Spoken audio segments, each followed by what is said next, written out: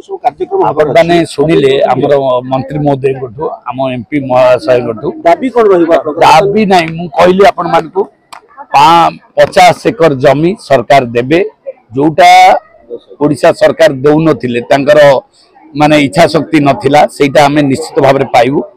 अति अन्यून 500 कोटी टंकार project eighty करा जिवो एवं एटा वर्ल्ड क्लास स्टैंडर्ड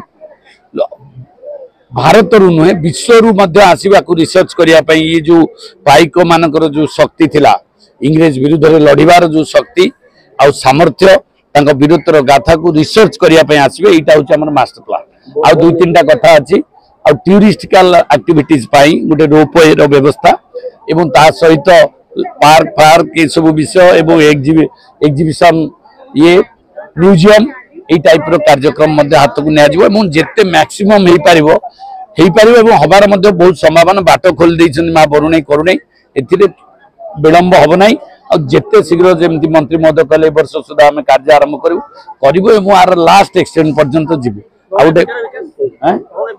बरुणई पीठर विकास हम गड़ खोर्धार विकास हम आम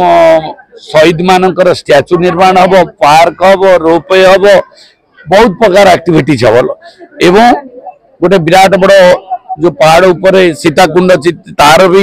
रिनोवेशन हम तेणुक वर्ल्ड क्लास स्टैंडर्ड